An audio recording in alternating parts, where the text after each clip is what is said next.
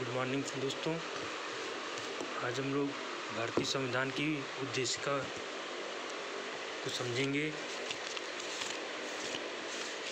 उद्देशिका समझने से पहले हम इस बात समझना चाहते हैं कि आखिर उद्देशिका लाया क्यों गया था। प्रथम प्रधानमंत्री पंडित जवाहरलाल नेहरू का उद्देश्य भारतीय संविधान को एक आईना देना था, एक दर्पण की उद्देशिका पढ़ने के बाद हमें पता चल सके कि हमारा जो संविधान है वो किस दिशा में जाएगा। उद्देशिका को कई अलग अलग संविधान निर्माताओं ने अपने अपने दृष्टिकोण पर परिभाषित किया है। अगर हम उद्देशिका की बात करें तो सबसे पहले इसमें हम भारत के लोग, मतलब कि संविधान की जितनी भी शक्तियाँ हैं वो भारत के लोगों में निहित होती है। ना तो भारत में सुप्रीम कोर्ट सबसे ऊंचा है, ना संसद, यहाँ की जनता। जो भी भारतीय संविधान का जो स्रोत है, शक्ति का जो स्रोत है, वो हम भारत के लोग, we the people of India. उसके बाद भारतीय संविधान को एक संपूर्ण प्रभुत्व संपन्न का मतलब होता है कि भारत ना तो किसी के सामने झुकेगा, ना तो अपने हितों से किसी से समझौता करने के लिए बाध्य है। जैसा जब भारत आज़ाद नहीं हुआ था तो ब्रिटिश समय में क्या था, उस समय भारत ब्रिटिश जैसा चाहता था वैसा होता था। संपूर्ण, ना तो भारत संपूर्ण था, ना प्रभुत्व था, ना संपन्न था। उसके बाद समाजवादी का मतलब होता है कि जितने भी देश के संसाधन हैं इन पर किसी व्यक्ति विशेष का या किसी संस्था का नहीं, बल्कि सभी लोगों का संपूर्ण रूप से समान अधिकार होगा। वास्तविकता तो है ये है नहीं, व्यवहारिक रूप में ऐसा है नहीं, लेकिन समाजवादी सब 42वें संविधान संशोधन 1976 के द्वारा जोड़ा गया था। माननीय श्रीमती इंदिरा गांधी जी, स्वर्गीय इंदिरा गांधी जी के ने जब देखा कि भारत तो पहले से समाजवादी था, लेकिन उसको जोड़ने के बाद ये दिखा दिया गया कि भारत समाजवादी पंथ निरपेक्ष का मतलब होता है कि कोई भी देश में कोई भी व्यक्ति कोई भी धर्म को मान सकता है, किसी भी धर्म की अपने अनुसार पालन कर सकता है, लेकिन राज्य अपना देश का कोई धर्म नहीं होगा। व्यक्ति का धर्म निजी मामला है। इसलिए लोकतंत्रात्मक गणराज्य का मतलब होता है कि यहाँ पर जो भी शासक होगा वो कोई वंशानुगत नहीं होगा कि राष्ट्रपति का बेटा राष्ट्रपति बन गया, प्रधानमंत्री का बेटा प्रधानमंत्री, ऐसा नहीं होगा। प्रॉपर इलेक्शन होंगे, जनता द्वारा जो भी प्रतिनिधि चुने जाएंगे, फिर वो प्रतिनिधि अपना जिसको भी चाहेंगे चुन सकते हैं। तो देखा जाए तो अप्रत्यक्ष रूप से ही सही, कहीं ना कहीं राष्ट्रपति या प्रधानमंत्री के भारत के लोगों द्वारा ही चुने जाते हैं। हकीकत ये कि प्रधानमंत्री संसदीय दल का नेता होता है, जो संसद पूर्ण बहुमत की सरकार बनती है प्रधानमंत्री हो जाता है। उसी तरीके से राष्ट्रपति भी, अगर ये बात सही कि राष्ट्रपति को निर्वाचित विधायक या सांसद चुनते हैं, विधायक और सांसद चुनते हैं, लेकिन है वो जनता द्वारा चुने गए विधायकों या सांसदों के द्वारा ही चुना जाता है।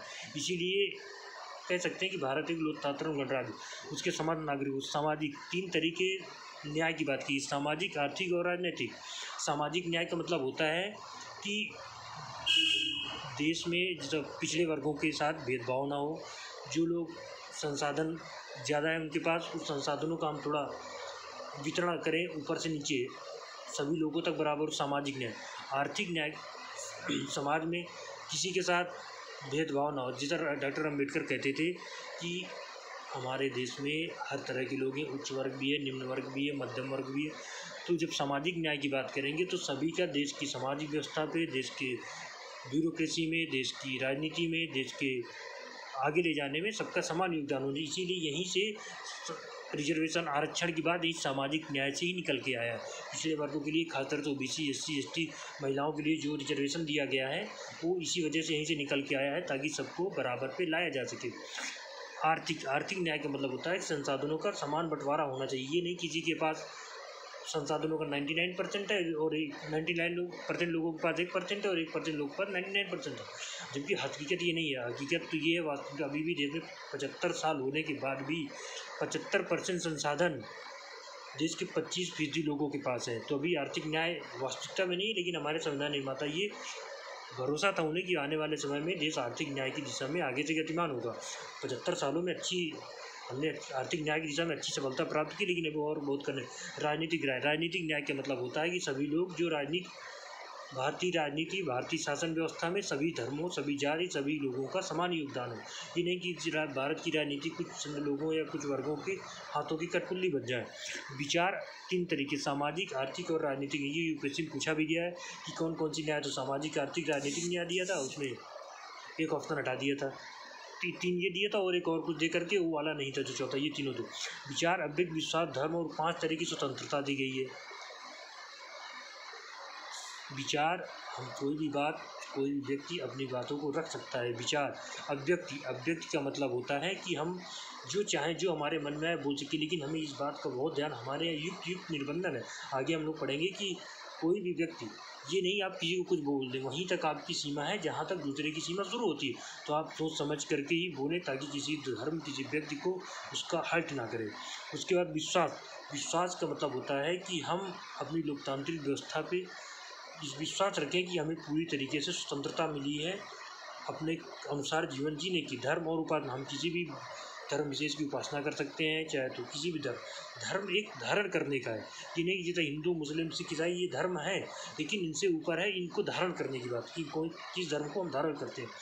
उसी अनुसार से जैसा हमारा विचार होगा उसी हिसाब से हम पालन करते थे। जैसा हिंदू धर्म में अगर आप हैं पूजा पाठ करते हैं, इस्लाम में है तो मस्जिद जाते हैं, नमाज़ पढ़ते हैं, सिख हैं तो अपना गुरुद्वारा जाते हैं, ईसाई हैं तो चर्च जाते हैं। तो किसी भी धर्म या जैन है, जो भी आप धर्म की मानते हैं उसके हिसाब से आप स्वतंत्र हैं। 5 तरीके की स्वतंत्रता दी। कभी कभी दे देता है कि विचार, कौन सी स्वतंत्रता नहीं है, तो सामाजिक को नीचे डाल देगा, विचार, अव्यक्त विश्वास दे देगा और सामाजिक स्वतंत्रता दे देगा, जो कि नहीं है। ठीक है। उसके बाद प्रतिष्ठा और अवसर की समता का मतलब होता है कि सभी लोगों को समान रूप से व्यवहार किया जाए।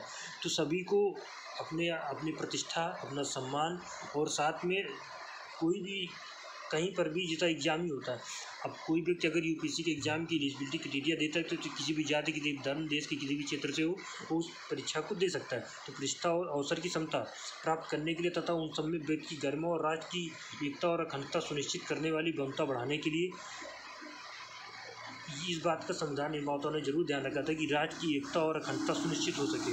अपनी इस संविधान सभा में 26 नवंबर 1949 को मित मार्ग सिख शुल्क सप्तमी संवत 2006 तत्व द्वारा अंगीकृत, अधिनियमित और आत्मार्पित किया गया था। ये भारत के लोगों को सौंपा गया था कि आज संविधान जो बना है उसको 26 नवंबर 1949 को अंगीकृत कर रही है, अधिनियमित कर रही है और भारत के लोगों को इसको समर्पित कर रही है। इसका मतलब कि देश इसी डायरेक्शन में चलेगा। तो इस तरीके से हम उद्देशिका के प्रावधानों को समझ चुके हैं कि हम किस तरीके से आगे संविधान के बारे में पढ़ेंगे। मुझे लगता है कि आपको काफ़ी कुछ समझ में आया होगा। Thank you.